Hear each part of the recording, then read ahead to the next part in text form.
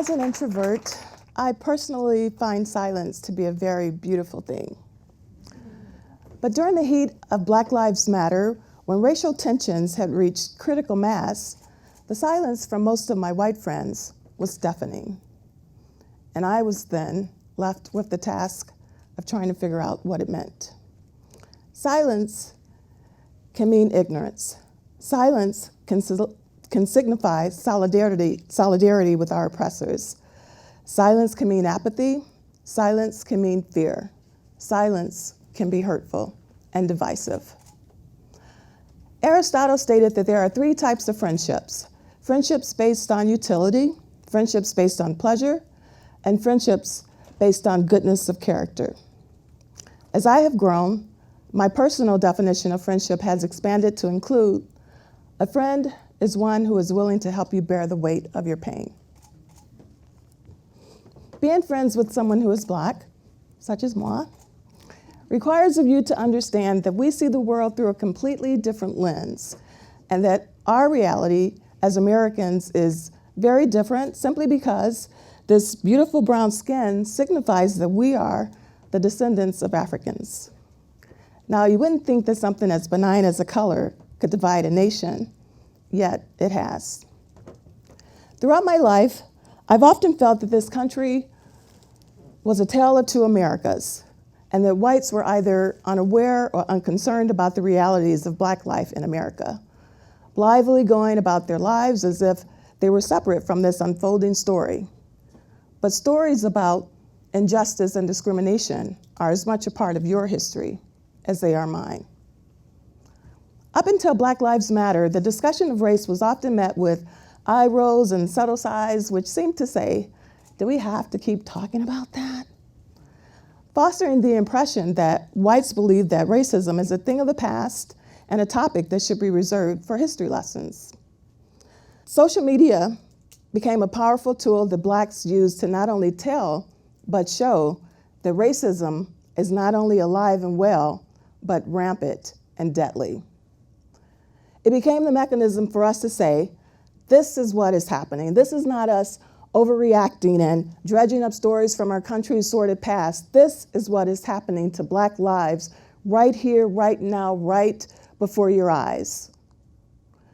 And when presented with the sickening truth of dead brown bodies and daily looping news footage, silence.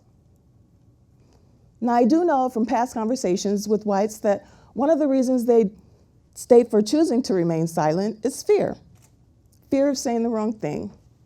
And yes, I gotta admit, I've heard some stories over the years, some of which have been just laugh out loud funny, others have made me want to just sit down and weep, and others have rendered me speechless.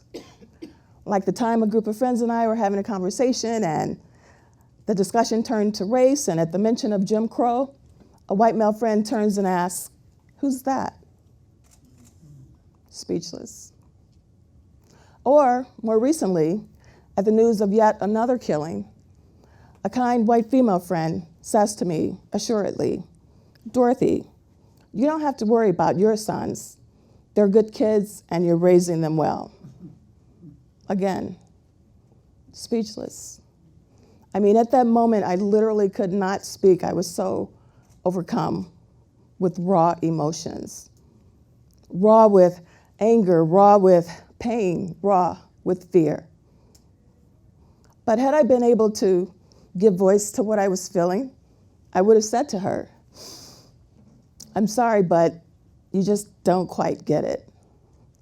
See, it matters little that my 2 teenage sons come from a whole healthy family, and that my husband and I have worked very hard to raise them to be kind, intelligent, and considerate young men. It matters little that my son has the soul of a poet and has repeatedly and selflessly used the strength of his young Black body to assist and lift our frail, elderly white neighbor. It doesn't matter that my other son is a charismatic, hoodie-wearing, natural-born leader and whose laugh is as delightful as sprinkles on an ice cream sundae. None of that matters, you see. when throughout the nation, blacks are being terrorized by the randomness and the senselessness of the killing of so many unarmed black men, women, and children. Racism marginalizes black lives and serves only to keep us separate and distrustful of one another. Think of the many opportunities you've had to really connect with a kindred spirit that was lost simply because we can't figure out how to get past the politics of skin color. And those two friends, even though they were off the mark, I do have to commend them for at least showing up at the table. We have a lot of difficult conversations ahead of us. There's a lot of work to be done. But issues that aren't addressed do not magically disappear. Wishing doesn't make it so. So yes, these conversations will be awkward and uncomfortable and messy. And yes, there may even be tears. But given our history, there should be tears. Tears across the aisle. But those tears can be cathartic, and those tears can be healing. Looking back, I wish that those conversations with my two friends had happened in less public places. That way I would have been able to teach without shaming. And maybe I would have felt safe enough to really express the pain that I felt that day. No one has taught us how to do this. There are no blueprints. But you can begin by searching your heart and discovering what your personal biases are, and asking yourself, what role are you playing in the story of our America? Next, choose empathy, not sympathy, two very different things.